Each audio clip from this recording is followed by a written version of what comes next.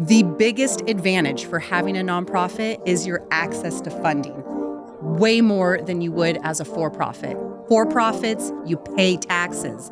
Nonprofits, you file taxes, but you don't pay taxes. And we like that. We love that. We love that. That means more money is in the bank account of the nonprofit to serve the community.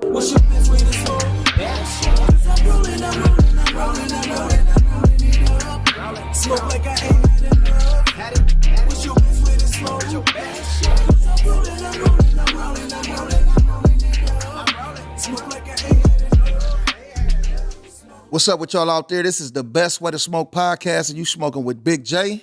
Yep, you see my nug, your favorite smoking partner, Serpo. Make sure you hit that like button and comment and subscribe if you like. And tell a friend.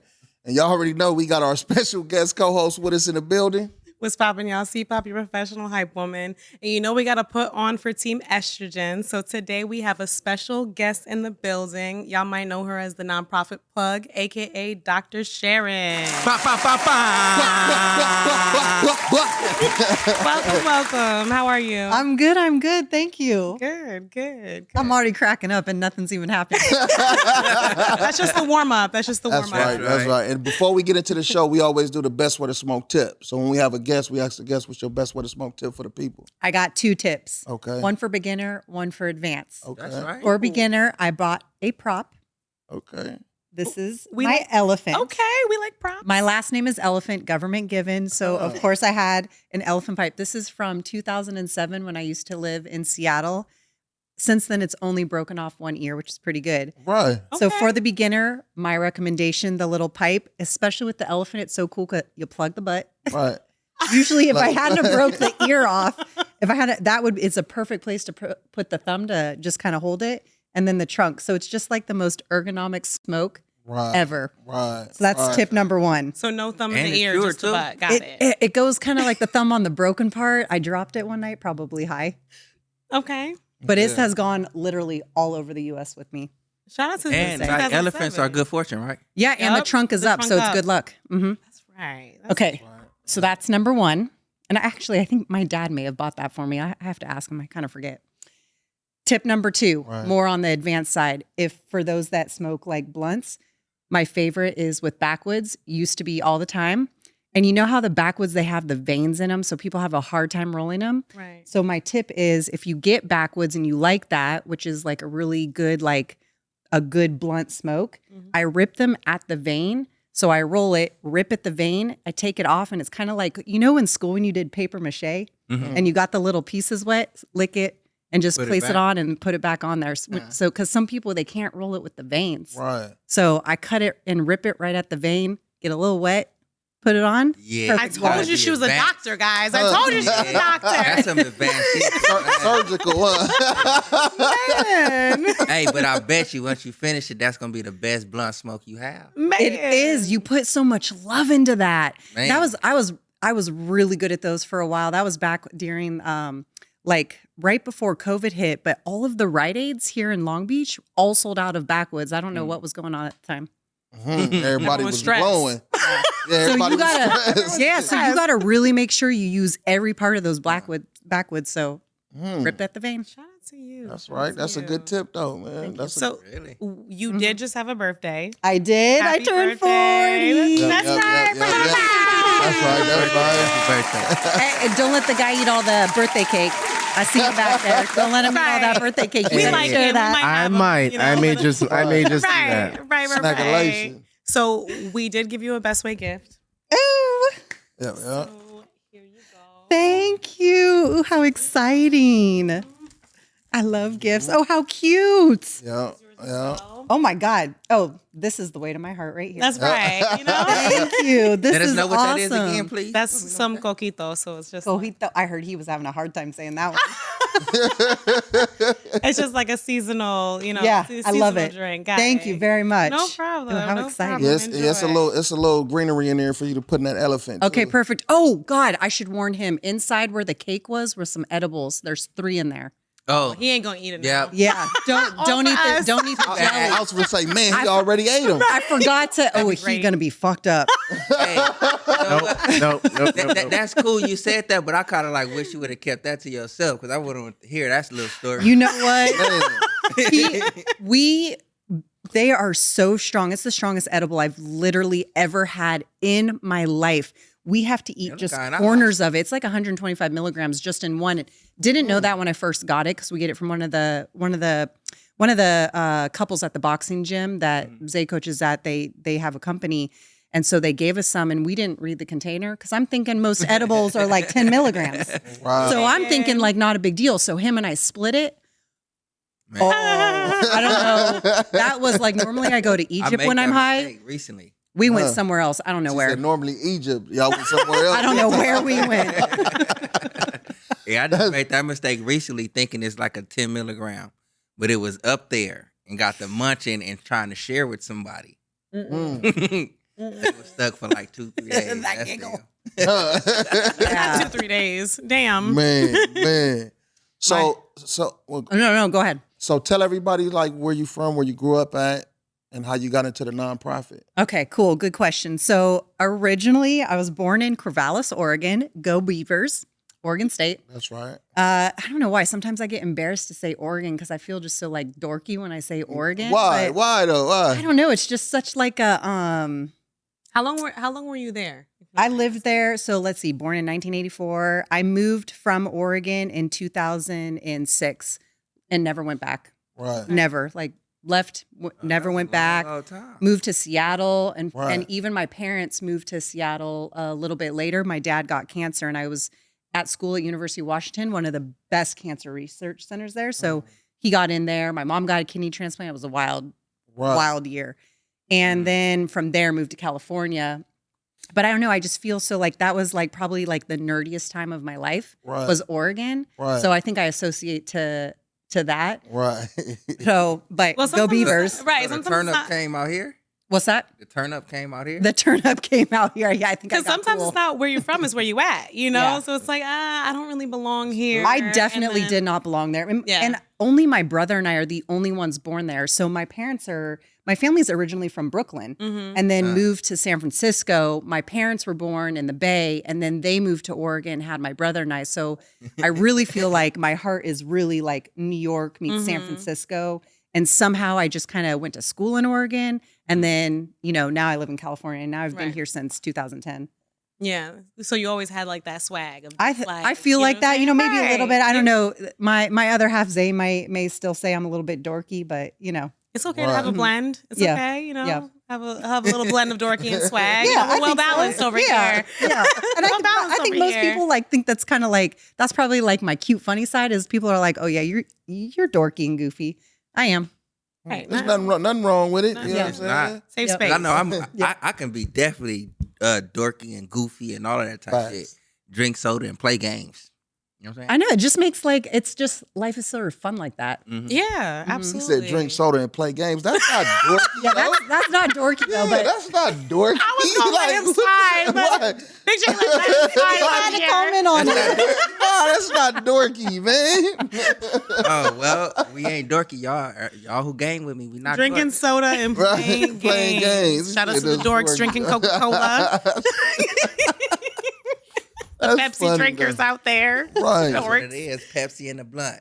That's right. That's right. Nothing wrong with that. Do it every Nothing wrong with time. that.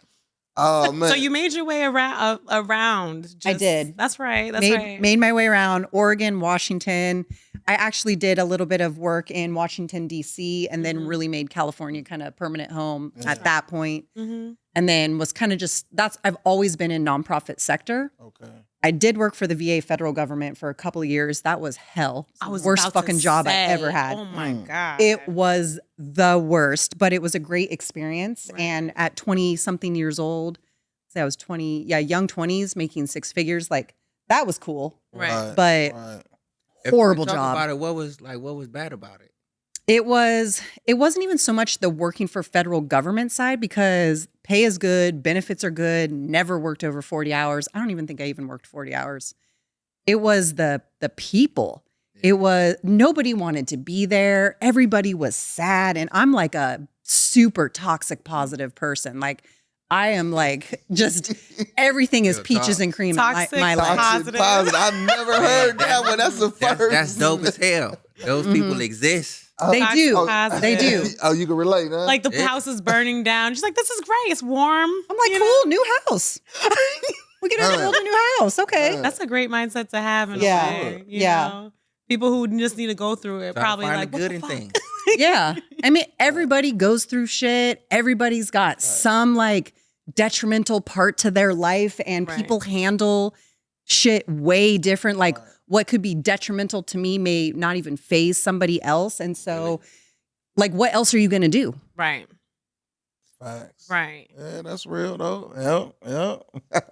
So, what inspired you to start the nonprofit? So while I was working at the federal government, I ended up getting into a role where I was working on strategic partnerships with the VA health system. So I was somehow I got into managing clinical operations, not a clinical person. Don't recommend managing clinical operations as a non-clinical person. Right. Not a good situation. But I had part of the role was working with the Southern California and Southern Nevada homeless programs. And when I was doing that at the VA, I got to work with a ton of really cool nonprofits, serving veterans, helping them get housed, helping them find jobs, resources, like all sorts of cool shit. And as I did that, I built really good, strong relationships with nonprofits. And at the time, I created this program called Welcome Home. Well, I was still on the VA side, but I partnered with this nonprofit called AmVets. Okay. And they have thrift stores. There's one here in North Long Beach. And they had, at the time, excess furniture like couches, coffee tables, dining room tables, nightstands, dressers, like all of that kind of stuff. And so we found that veterans were getting housed in a situation like Section 8. It's called HUD-VASH for veterans, but same as Section 8. Right. And nobody was hanging out in their new homes where they were just housed because there was nothing in there. It was like blank walls. Like, why would you hang out there? I would rather be with Yeah, my I friends can on the see street, that. on the Yeah. couch on the street, because Right. that's where my community is. So we were able to partner with this nonprofit and get the furniture into these homes and get them all the basic necessities: bed, mattress, coffee table, couch, like all of that. And so that nonprofit recruited me. And I was like, oh, and the offer was better than the VA offer I had, which was wild. So I took it and ended up working with them for a couple of years and ran that program. We housed over 5,000 vets in Southern California, all Shout with out to that. furniture. It was Right. so cool. Right. And the social workers were like, our vets are staying in their house. They're there when we go check up on them. Their families are there. They're cooking home meals. Like that's a systemic change, not just a like Band-Aid. Like, here's a turkey, go cook it. Now you got some food. No, this is Right. like a permanent housing situation, permanent home That's with a awesome. healthy bed and things like that. So I worked for them for a couple of years, typical nonprofit. I got laid off, which was fine because there was some shit going down with the board that was not cool. I don't even know. Yeah, it was not cool with the board. I don't think they really particularly cared for people of other color or females. And Right. so, it wouldn't have worked out so well Right. anyway. So I was finishing my doctorate. I was like, well, fuck, I have no job. I might as well finish. So did that. Then I couldn't get a job. Don't you love that? Nobody would fucking hire Don't you me. love that? I was like, Man. man, that's a bitch. What you was too good? Like what you was overqualified for some of the jobs or something? I guess, but what's funny is people with PhDs they really don't make that much money. They really don't, because most of them go into academics. So you really don't make any more money than anybody else. So I was like, okay, so I kind of had to hustle on the side. And so I was like working with some nonprofits, trying to just connect them to resources and just to help out other nonprofits, find funding, find partnerships, like whatever, like that. So then at that point, couldn't get a job, took the doctorate off my resume, got some interviews, worked some jobs. They were fucking horrible. So I quit that and I was like, I just need to get paid to help Survive. nonprofits. Right. And so people were calling me the plug. that's kind of where I got the name. But my parents thought I was dealing drugs. I was like, well, it's Los Angeles. I maybe was selling some pounds, but it wasn't really for, like that kind of thing. And so I had to clarify, no, I'm the nonprofit plug. And then it stuck, and then created my company. So I have both the nonprofit plug, the for-profit, and the nonprofit plug foundation. So I can do all sorts of different stuff. Yeah, that's awesome. Yeah. That's awesome right there, though. Look at So you what are hustling. some of the advantages of having a nonprofit business? My favorite question. So many advantages to having a nonprofit business. The biggest advantage for having a nonprofit is your access to funding. Way more than you would as a for-profit. Y'all heard that? Way more access to So funding. You got nonprofit and for-profit. Y'all heard Yep, that? 2 different tax designations. For-profits, you pay taxes. Nonprofits, you file taxes, but you don't pay taxes. And we like that. We love that. We love that. That means more money is in the bank account of the nonprofit to serve the community, to pay payroll, to provide programming, and you're not paying taxes on that. So how does that go? Because most people you hear like a nonprofit, all right, you doing a nonprofit, you doing it for something that you may love, you know what I'm saying, the interests of others, this, that. How do I get this? You know what I'm saying? Like when somebody said just nonprofit, so I'm just giving my time somewhere else. So nonprofits are not non-profit. I'm rechanging that. It's called a business with a cause, because you still have to operate like a for-profit. I mean, it's still a business. Right. Payroll, expenses, overhead, revenues, like all of that. It's still a business. So I want people to call their nonprofits a business with a cause and keep that same savage mindset you would for a for-profit with the nonprofit. Except for that now you don't have to pay taxes. You can apply to grants. You can have donors. You can fundraise. People get tax write-off. So many more opportunities as a nonprofit organization on top of serving the community. That's awesome. That's dope. And like one thing you said, like as far as like the vets that you with the housing and stuff like that, and you guys went back, you seen like the families and stuff there, they cooking and stuff. Hearing stuff like that, you know what I'm saying? It makes it that much exciting. You know what I'm saying? Especially if you're a person that's like into that. You know what I'm saying? Because it's like you have like a lot of people saying they doing this, they doing that, but people don't see that. They don't see the results of it. And to hear the result of it, I'm like, man, I'm sitting here like low-key smiling in the inside. I'm like, damn, y'all houses is empty. Y'all come back. You know what I'm saying? We got this furniture. We got all of this. I'm like, that's dope as a mug right there. Right? Super tangible, super visual. You can feel all of it and you can see it. That's what's so cool about a nonprofit. I mean, think about even relatable to like the group right here. Half of my clients are all ex-felons, post-incarceration, impacted by marijuana and other drugs. And a couple of the clients that I have there, they do advocacy for social justice for people that were impacted by incarceration from wrong evictions, or, they were locked up for weed back in the day when that was like a real big thing. Man. And so now they're out here advocating for that community, for job fairs, for how to use marijuana in a healthy way. And just the different benefits and all of that kind of stuff, alternative medicine. So there's nonprofits that you can take what people would call a drug, like a bad drug that's not, and you can take that and turn it into a community advocate, community health, community benefit. A little something for like our audience, right? Because I want to just touch on like how important something like that is, right? Because not everyone realizes, people think like when someone goes to jail, they're like, okay, they went away, they came back, right? It is so much more than that. Depending on the time you had to spend in jail, the mental, like how it changes the chemicals in your brain to affect your mental health, and then to come out, like depending on how it was for you in jail, right? Whether it was violent, nonviolent, secluded, or however it was, right? But then you have to come out, and then time stops when you're in there. You come out, time's still going, right? So you got to adjust to the real world and really catch up with things. And then how it's set up for you to like halfway houses, stuff like that. It's not really set up for you to really proceed and prevail, right? They're just like, oh yeah, we want you to get a job, but not like that. We want you to do this, but oh, you can't drive.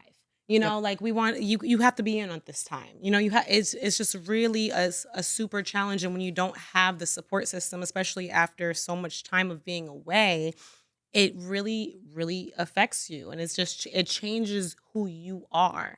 So the fact of people who are out there advocating to like, no, keep going, and what my point was, going to jail for a little bit of weed and then having to come out and having your whole life being changed like that, and you come out to weed being legal. Yeah. Yep. At that. Yep. You know, and then everything has stopped. Pressure in itself. Man, Right. and you got to think, Right. you got to figure out how to get your reins. Like I gotta fend for myself. I gotta work for myself. I gotta figure out how to get a job. No one will hire me. I gotta figure out how to get around. How am I gonna get a car without no job? Like it's so much going on, so much that you have to deal with of just simply just the fact of getting a job, right? From being an ex-felon, and then having to still make ends meet, like, and then go through what you're going through mentally. It's a lot. So the fact that people are coming out and just advocating to be like, you know what, let's do this nonprofit, and still out there pushing in the streets of like, no, keep going, like in helping their community. Like there's no one better to help their communities than someone who has come out of a situation Experienced like it, that. Yep. Right. Than someone who had Yep. to experience something like that. 100%. Right. So it's just like I feel like a nonprofit's a great place to even start, or just have that support system. Like hearing you speak about just like the clients that you have to deal with, you know, that's a beautiful thing. Yeah. It's really cool. And even like that's really why people created the nonprofits. And these nonprofits address every single one of those issues. It may not be one nonprofit that addresses all of them, but they may specialize in different parts. I was just talking with a client today, Free from Hardship LA. They have transitional housing, and she specifically focuses on men and women that come out post-incarceration for whatever they were in there for. And she was just telling me today, she's like, I don't want a transitional house where they have to be on schedule, eat at this time, shop at this time, like report jail. at this It's time. like Exactly. She's jail. like, you just Yeah. came out of jail to come be in jail? Like, no, that's not what we're doing. So Man. she teaches them how to be back in the community, operating like Right. the rest of us. Right. I ain't gonna even front. If I was like locked up and then I came home and had to be like in a little transition home or something like that, oh, being at this time, you finna eat at this time, you know what I'm saying? Brush your teeth at this time. Mhm. That's probably gonna cause me to rebel. Yeah. Like, And straight it up. does. It's That happens to triggering. some folks if they don't have the right support system. A lot don't, because like I said, time stops when you're in there. People keep going. You know, like out of sight, out of mind. I hate to say it, like that's just what it is. So it's just like you don't have that support a lot of the times. You might have one or two people, but it's not the same.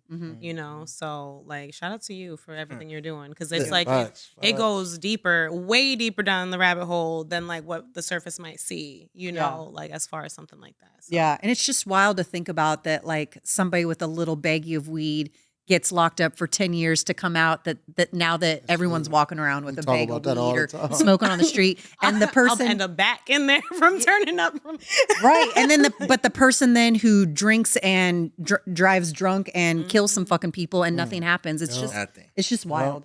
It is wild. At worst, they get a couple years. Couple years. Or just their license taken away. License suspended. Or going to jail for anything, no matter what it was back in the day. Yeah. You know what I'm saying? Just wrongfully accused or whatever the case may be. Just like, it's just like, there's so, like, our system's just so messed up in general, where it's just like, it's life changing for people, you know, and it affects like the, like people of color the most. So it's just like, 100% it does. you know what I'm Yep. saying? So sometimes knowing is half the battle of how to just get it back, like, and just keep pushing.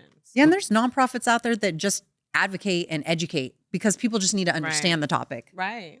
Mhm. No, seriously. Half the battle is knowing. Facts. That's right. What business types are the best for nonprofits? As long as it's anything that has some sort of improvement to the community, Okay. perfect for a nonprofit. Because let's not forget, there's also animal welfare too. Like, oh man, you can get me if anything has to do with a pit bull. Right. Right. You can, oh Right. man, just like, you don't even have to say what happened. I'm just like, here, take my money. Right. So Literally. anything that betters, and when I say betters the community, that refers to animals, it refers to humans, it refers to education, advocacy. Right.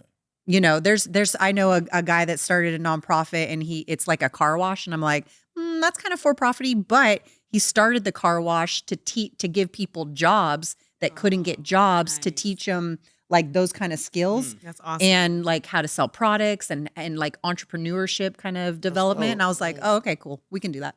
Right, right. He's like, let me pay. She's like, okay. Yep. Yep. That's right. That's What are some pitfalls that owners experience on having a nonprofit? Ooh, and good catch on that, because nonprofits don't have the word ownership in it. And you just caught yourself on that. That was very Right. impressive. Yeah. So that's actually one of the challenges, though, is Okay. people think because you started the nonprofit, you own it. You don't. Okay. So that's kind of one of the cons of a nonprofit is you are not the owner. There's no equity. There's no ownership. It is a public entity.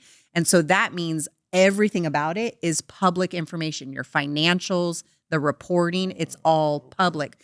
And a lot of people do a lot of misappropriation, some fraudulent shit with nonprofits because they just, doing weird stuff with money.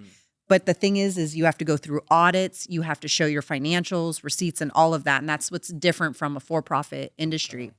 And with that, people also think that when you start a nonprofit, you're all of a sudden just like supposed to get funding. No, you still have to do the fucking work. You got to go ask donors and cultivate donors. You got to apply to grants. You got to fundraise. And how about maybe you should have a program that serves the community? okay. On the real. Okay. So just because you go and start a nonprofit, you are not entitled to jack shit.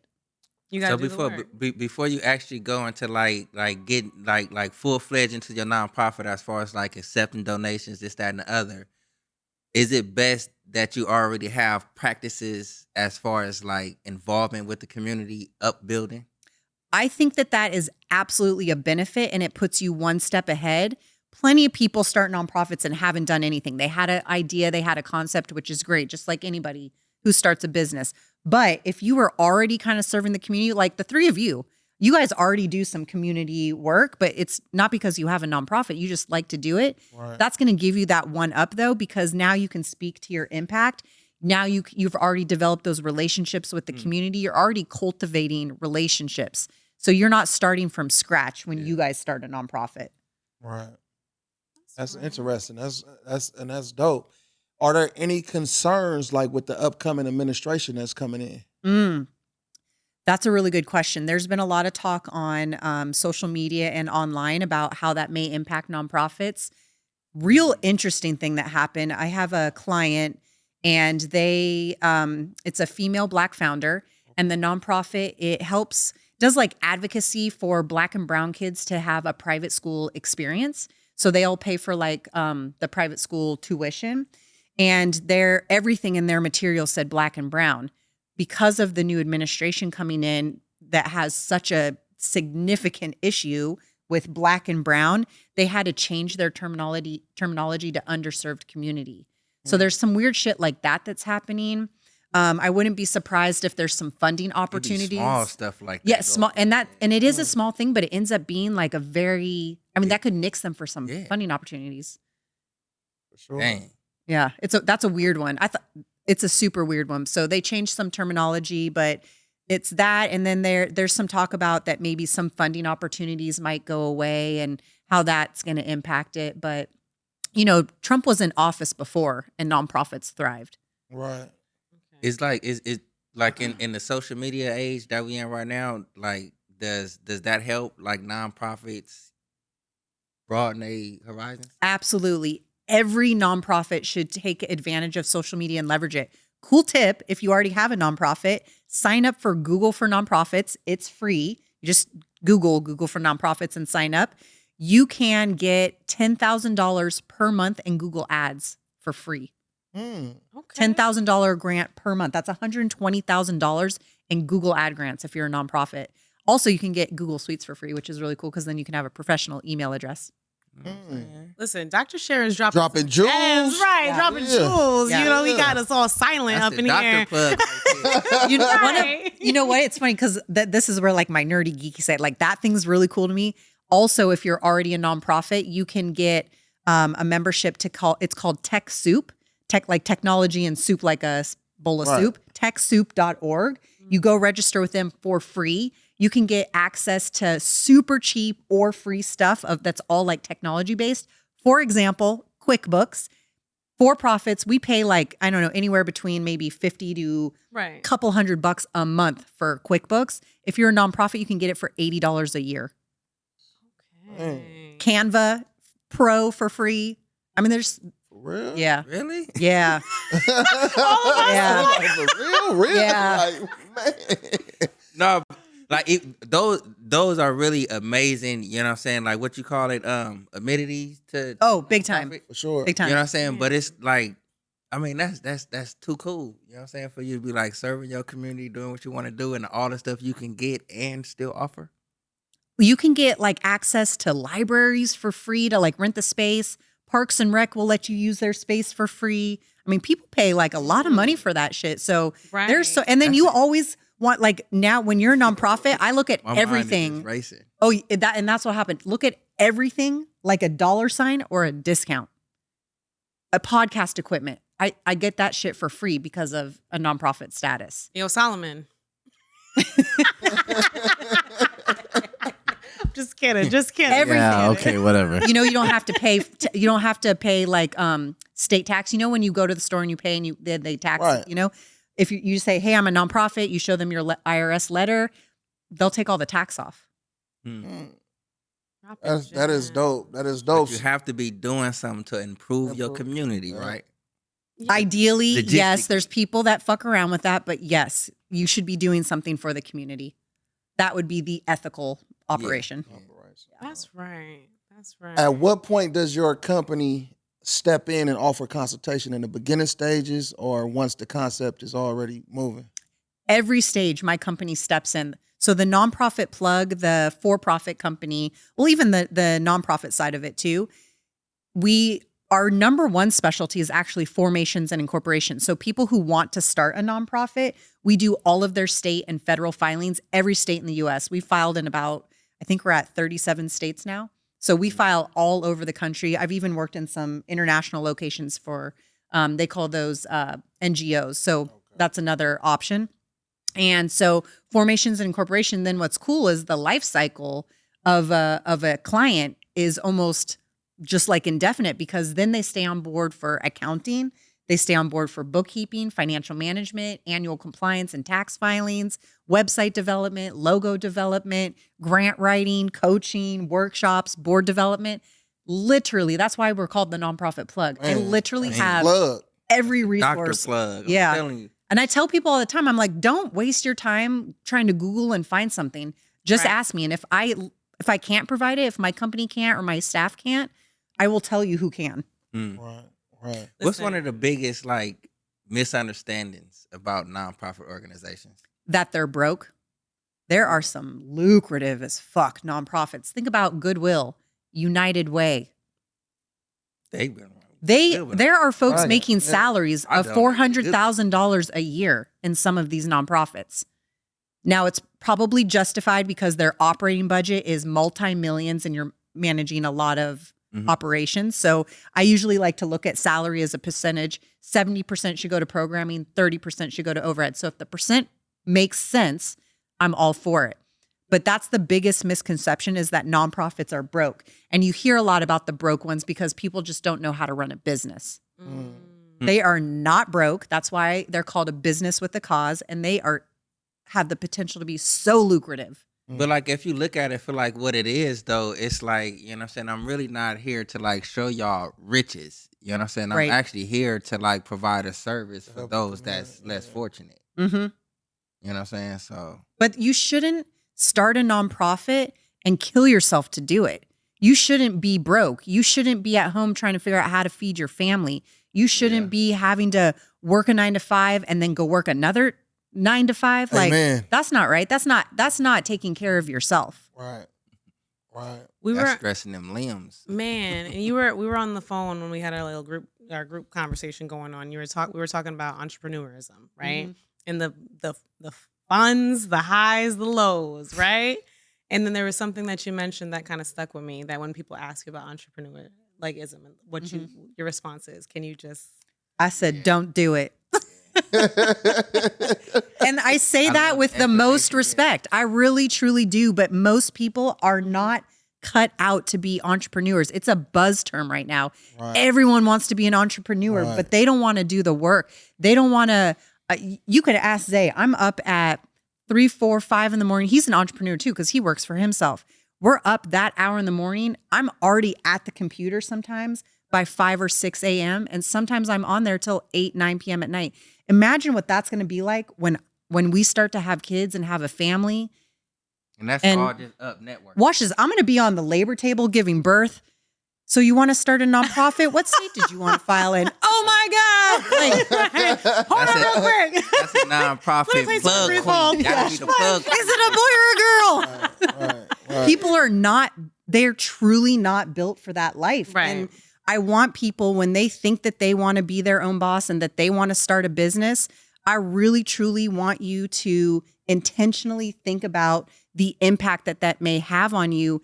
And can you hack it? And maybe keep your 9 to 5, build your other company. Right. And as soon as you have enough of a salary that's sustainable to pay your bills and take care of your family, then you make that switch. But I'll tell you, it's still like some of the most successful entrepreneurs, you know, they were living in basements. They were doing it out of their Right. garage. They had really good family support, or they just, you know, hit it really well.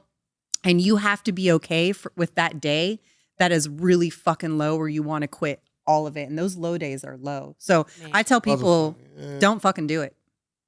Don't do it because you are not cut for it. If you got to second guess it, if you can't Yeah. handle them low lows, just don't. Them low Some lows people- will make you though. Or if you're too You know, some right, people they'll can make get through you. that. If you can handle it. Yeah. And if you're too prideful to be like, let me catch this 9 to 5 on the side while I support my business, then don't do that either. You know Yep. what I'm saying? Some people are too prideful to be like, all right, well, like I got to do what I got to do to support my business to make this baby grow. Mhm. Sometimes you gotta adjust. You gotta be willing to adjust. Yeah. And Yep. and it's hard to accept help. I struggled with it for a while. Now I'm getting better at it. But like I started my company, I was single, in and out of relationships. It's hard to even date when you're trying to Man. build a company like this, especially in the beginning. And I'm so blessed now that I have a significant other that understands that life and can be there and actually like can take care of the home also. That matters. Yeah. That guy can cook. So if I can't get to the cooking, like he'll do that, or he'll take care of the dogs. If I can't get out for a walk, or, you know, we make sure Teamwork. each other like eat. Yeah. And that Right, teamwork is teamwork. critical. And it's It is hard on a critical. relationship. They say the top 5 people you hang out with in your circle that you call your main top 5 people are crucial to your growth. On everything. Crucial to like what you're about to like. What are they bringing to the table? What are they like empowering into you? You know, how are they feeding you to just keep going mentally, physically, like everything? Like it's just like it's so crucial, you know. And you can reality check me, and I'll get reality checked here and there. But like that toxic positive, like I joke about that a lot, but I'm also pretty serious about it because that's literally what gets me through. And I'm not a religious person at all. I'm spiritual. I have my universal things that I like, and I like energy. But like if that faith is really, really, truly what gets you through. And I have so much faith, which is that I kind of like that toxic positivity. I have so much of that, like an abundance of it, so much of it. And that's literally what gets me through it. That's awesome. Good for you, man. Good for you. Shout out to that. I know you do a little bit of teaching as well, right? One thing I came across, because like one thing I like to say, my term is team estrogen, right? I do it for the ladies, you know, I do it for the ladies, whether we're working hard, grinding hard, whatever it is, I just do it for us. You know what I'm saying? And we support that. That's I love right. it. Oh, That's the that best way. That's the best way, you know? So one thing I did come across that you did have going on, Wealth Power Plug, right? A little boot camp you had at some point. Can you tell us a little bit about it? Yeah. So this was actually really cool. It was two of my colleagues and friends.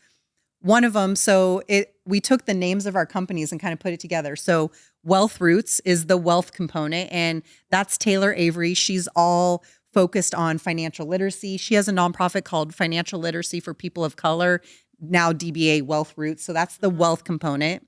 Then the power is my colleague, Christy McDaniel, and she's the CEO of the Power Legacy. And she's killer at board development, relationship cultivation, strategic planning, and strategic partnerships. So that's kind of the power of the community. And then, of course, I'm the plug. So, so I'm last. I put it all together because we're going to end this shit with a bang. And I mean, if you look at that photo, like it is 3 gorgeous women in there. Right. It is diverse. It is educated. It is full of a ton of experience. And so we create this 3-day boot camp that focuses on wealth, power, and plug really like the resources and bringing it all together and just making sure people have what they need. And the 3 of us are huge on education. I'm also a professor for Florida International University. So Awesome. that academic kind of background and that education is critical because that's how you learn how to run a business, how to leverage your resources, how to create the relationships and, get it all kind of built together. Right. That's amazing. Man, let me the information in general is amazing, but coming from like 3 women, like that's just Yeah. that's I just love staring at that. That's a good one. I know. I'm so glad you found that. That's cool. That's cool. Shout out to Taylor and Christy too. Team estrogen. Amen. All right, Team guys. estrogen. Shout out to the team, to the team estrogen. Straight up.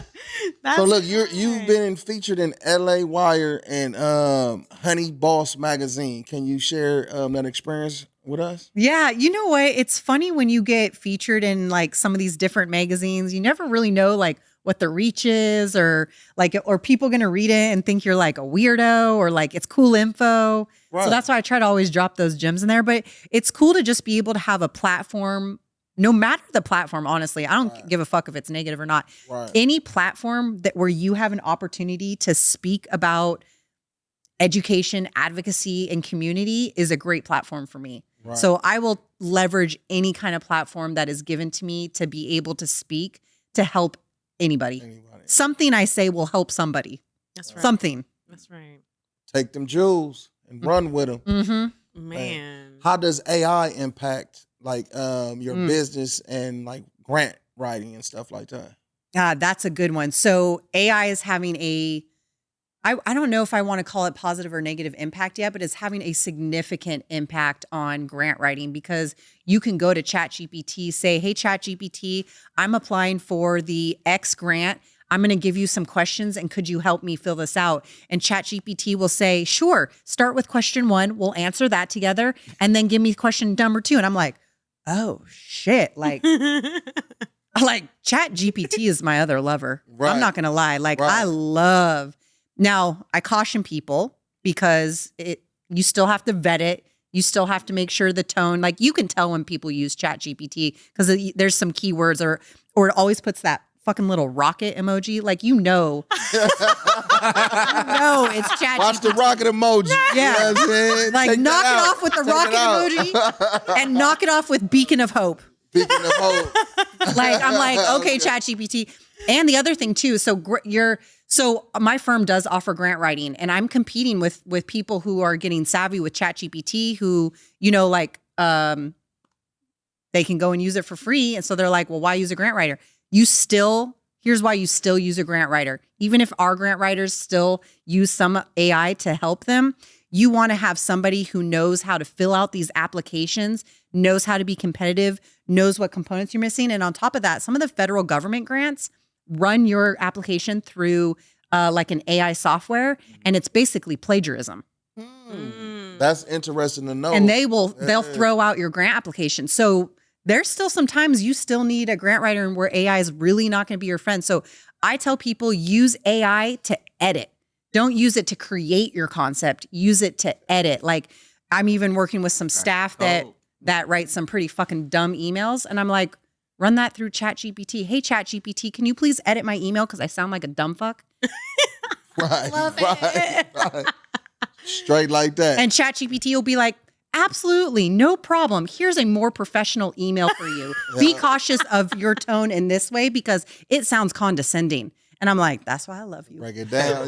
Break it down. Speaking about the competitiveness in it, you know what I'm saying? When you like, if you want to be involved in a nonprofit, it seems like there's a lot of like talking points You know what I'm saying? To the people that's not strong with the talking points, do you like help assist with that? Yes. It's called pitch and messaging. One of our absolute favorite things to do with nonprofit organizations, because if you can craft the perfect pitch and messaging, you will have the skill set to ask anyone for money. My mom is notorious and awesome at this. She won't do any of it with me or any of my clients, but she'll do it for her own thing. Wow. She can craft a pitch and a message that is like, holy shit, and walk out of a room with $100,000 check for a nonprofit. That is right, Mom. Shout out to Mom. Mama Elephant. Mama Elephant. Yeah, Mama Elephant. she is cool. She's Yes. real cool. Yeah. Shout out to Yeah. Mama Elephant. So pitch and messaging, for profit or nonprofit, you want to have that perfect pitch. And we have a guy named, I call him Mr. Awesome is his nickname. His name's Michael Clark, Personality Pitching. And he works with our clients to perfect the pitch and the message and to ensure that, like, if someone's like, hey, here's $5,000 for you, what would you do with it? And shocking, I don't know if this will be shocking or not, but people are like, I would buy some food, some diapers. And I'm like, seriously, that's your response to how you would spend $5,000? So we created a program to help people be able to articulate that, like exactly what they would do with $5,000 in a way where a funder's like, oh shit, you need $10,000. Right. Man. Right. That's right. Yeah, for real. We just did this with a client a couple of weeks ago, and they got a $25,000 check. And that donor money is way better than grants. It's unrestricted. It comes in 24 hours. Grants, you may get awarded a grant, and it may not show up for 6 months to 12 months later. And that and what you said his name, Michael Clark. Michael Clark, Like- personality pitching. So his personality pitching, you know what I'm saying? It's like here, like pretty much like bring out the confidence within you. Yep. You know what I'm saying? To hit your Yep. pitch. Yep, 100%. And he'll do a mock donor ask. See, With that's you. lovely. Yeah, it's really cool. So you guys basically help at every single Every level. level. Every single level, including, like, you know how with your for-profit people go, they get bookkeepers. So we have bookkeepers too for nonprofits, and we specialize in tax exempt organizations. But our extended service and kind of like what makes us more maybe boutique and more of like an educational consulting firm is I will teach you how to read financial statements so that you feel like an empowered CEO. Most CEOs don't know how to read like a balance sheet or a profit and loss statement. They don't know what their revenues are, net revenues. They don't know the difference between like gross and net and like all of that kind of stuff, which I don't hate on anybody for that because no one's ever taught that. So we teach our clients to understand how to read those and know what it means to have revenue coming in and expenses coming out. So we'll teach all of that. That's right, Dr. Sharon. Go ahead, Dr. Sharon. Shout out to you. Yeah, Shout Thank out you. to for real, you. for real. You also have a newsletter. I do. Correct? Yep. Money, honey. Tip That's Tuesday. right. That is It's right. awful. I might have to sign up. Play this episode. But I have the Tip Tuesday comes out every Tuesday, has grant opportunities. And then I also have the Nonprofit Plug University, which is free to join. And there's over 300 members in there, other nonprofit founders. You can connect with people in there. It's kind of like a Facebook group almost, Right, Yeah. right. but all nonprofit founders. And I put grant opportunities in there. So there's a lot of, I do as much as I can for free, include like our YouTube channel, the Nonprofit Plug YouTube channel. I have a shit ton of recordings on there of different trainings. You can go on there and learn how to get a sponsorship. You can go I've on seen there. some of 'em. Yeah, and that one's really cool because that one actually teaches you some on the spot sponsorship Right. stuff.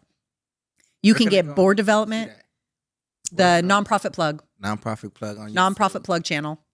Yep, Right. Everything nonprofit plug. That's right. everything. I made it really easy. Is there an overseeing body for nonprofits other than the IRS? Yes, there is. So it's different in every single state. Mhm. In California, which is one of the more has more bodies than other states. California is one of the harder ones. Man. Right. California has the Office of Attorney General Registry of Charitable Trusts. They also have California State Franchise Tax Board and the California Secretary of State and the IRS. Every state is different. Great. Every state is different.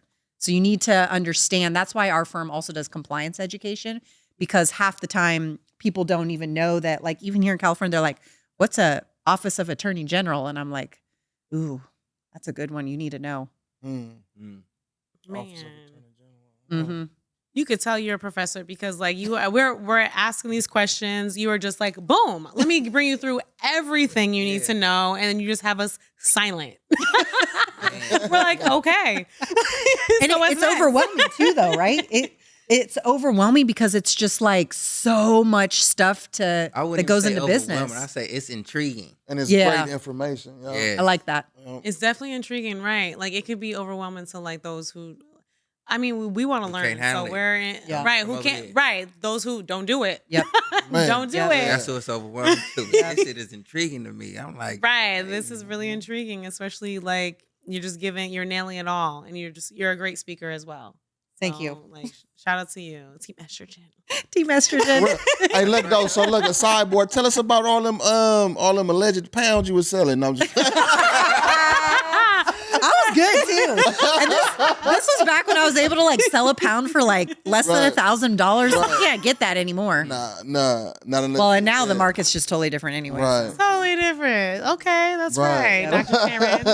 I was able, like, I even learned I was doing I don't know why I'm blanking on it now, but you know, I used to do all the trimming and stuff. I don't know how people do that.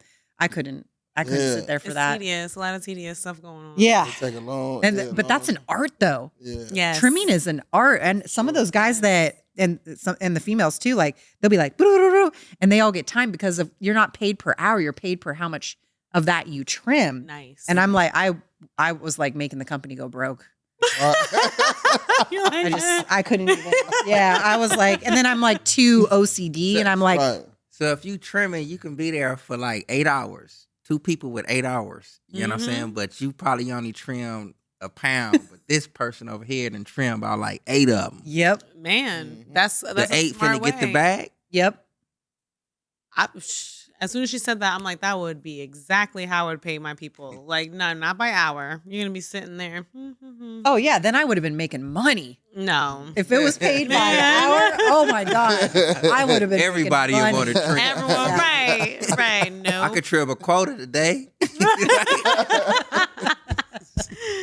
Man. Yeah, that's yeah, I know a lot of people, a lot of companies do it by the pound, by the bag and stuff though. But now with it being like legal in certain areas and Yeah, stuff, now you gotta follow it's by the hour. W2. Yeah, it's by Yeah, the hour. you gotta follow payroll and HR rules. Yep. That's why that's because they'll be pushing for it. You know what I'm saying? Talking about it, deschedule all of that.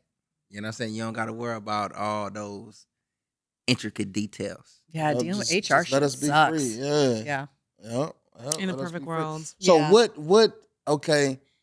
I think I have an idea though, but what do you prefer, indica or sativas? Depends on the time of the day and what the activity is going to be. So, Good answer. yeah. Man, that's a This ain't no I know professional people. doctor plug. I know people that can do like indica 24/7. Oh no, yeah, I cannot. No. Right. So sativa if you want to clean the house and still function. Indica when it's nighttime and trying to go to bed, or if you're trying to just have one of those days and just Right. Netflix and chill. You know, that's an indica day. Indica. Yeah. Sure. What do you call that person? Because it was true story. This is like earlier in this week. You know what I'm saying? Because I've been traveling back and forth. Well, we on Thursday. This is like Monday or Tuesday. I ain't smoked. You know what I'm saying? Like throughout the days. And I'll notice myself throughout that time doing high person shit. Uh, You know what I'm saying? I like real hot person shit. Like I What's went that person shit? Why sober? why sober. yeah. You know what I'm saying? Like Soda I and video went to use the games. bathroom. Like I went to go and use the With the bathroom soda. and like I'm flushed the toilet and stuff right there and went to go and wash my hands like this is the sink. You know what I'm saying? But that's like to me it was some high person stuff. But as soon as I smoked, everything just got normal. You know what I'm saying? Like I'm just functioning straight. Your normal state is high. You know what I'm Right. saying? That's Yeah. it. That's all. Yeah. Yep. 'Cause I was just talking to my mom and I told her, I was like, dang, mom, I was like, man, I wasn't smoking, but I was doing some high stuff. Like hyper kind of almost no, like aware I'm and high. Like I'm high as a mug. And I'm like, shoot, but I'm not. now that muscle sounds like a high memory. conversation. Man. Right, you For had that muscle real. memory. You were actually functioning. Like, what am I doing? Regular shit. I just like you were hyper aware of it. That's You know what I'm funny. saying? Man, and it only hit me when I tried to wash my hands over the toilet. What? You know what Serpo, what is going on? With no water running down. That's crazy. I'm like, Look how she looking I'm at like, you this though. is my Come nigga on. shit. I'm like, this is my nigga shit. I mean, some people are meant to be. Some people are meant to be high. It's okay. I think some people are. That's that toxic positive we was talking Man, about. right, Toxic. right, We witnessed right. it firsthand right here. Yeah, that just Like, happened. I Yeah. don't see nothing Oh, wrong. shit. So maybe- Yeah, so I'm sober when I'm high and I'm high When I'm Exactly. Man. Listen, y'all, Dr. Sharon has dropped some gems, okay? Like, from front to end, like, we appreciate you having you because it's just been intriguing. Intriguing all the way around. That's the word we're going to use for it. Intriguing, for sure. Big J, I know you had I something. think this- Yeah, I got one more. I got Something. one more question. How has your experience as a nonprofit professional shaped your approach to helping others create nonprofits? Ooh, I love that question. So I think what's so cool about being a nonprofit professional is the opportunity I get to help the entire world just create constant avenues to make the world better. So I grew up with this concept called tikkun olam. In Hebrew, it means to heal the world. Tikkun olam means to heal the world. I love that. And it's like the foundation for my life. And so I literally get to do that as a profession. So not only am I helping people like, start a business and do stuff like that, but I'm creating thousands upon thousands of businesses to enhance our world that we all live in. It's so cool. I ain't gonna. Hold on. Man. Shout out to that though. Yeah. Because really That's a talking mic to you drop. right That's now, what we call a mic drop. I can go out Yeah. and talk to any motherfucker right now. Shit. Man, I got that confidence a little bit. man. You killed it with the little bit. You killed it with Just the a little teeny bit. weeny, Yeah. a teeny You weeny. want to just I got run that with it, confidence a man. little Yeah, I got it. My destructo got to come out a little bit. Destructo, right, Pop? That's right. Listen. But look, on that note, like let everybody know what's next for you, like what you got going on, any upcoming events or programs that you networking. And Sure. So let's see. This Saturday, actually here in Long Beach at the Michelle Obama Library, there is an event with a nonprofit called 2 and 8 Vision. Shout out Nikkei Carter. That's on Atlantic. Yeah. And she's doing an event this Saturday that both Zay and I are speaking at, and we're speaking about how to deal with grief. And so look at that nonprofit that completely helps people deal with grief. So Nikkea's dad was killed, and so she started a nonprofit in his honor, and she helps other people deal with grief. So it's a whole day focused on grief support, especially for daughters who lost fathers, but really for everyone. So I'm going to be speaking about last year, 2 friends committed suicide.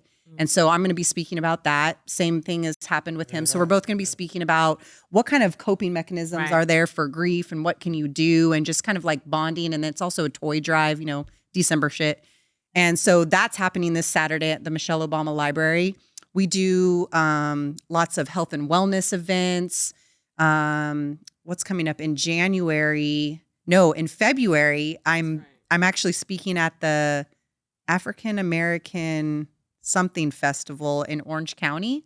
And I'm going to be talking about entrepreneurship and community togetherness and like volunteerism. And then we'll have another Wealth Power plug will probably happen in either January or February. And I would just say and this is the season to start a nonprofit. Come start a nonprofit with me. Let's serve the community. Dope, right. dope. So anybody out there looking to start a nonprofit, definitely tap in with Dr. Sharon. Right. You know what I'm saying? And the nonprofit plug. You feel Right. me? That's right. Great. Man, and we definitely appreciate you coming out and dropping some fucking jewels. You know what I mean? A whole bunch of good jewels. Dropping And diamonds. we wish you all success, and we'll definitely be in contact. Sure. This is the Best Way to Smoke podcast. Make sure you stay tapped in with us. This is Big J. Favorite smoking partner, Serpo. Hit that like button, comment, and subscribe. Pop. We'll see you next time.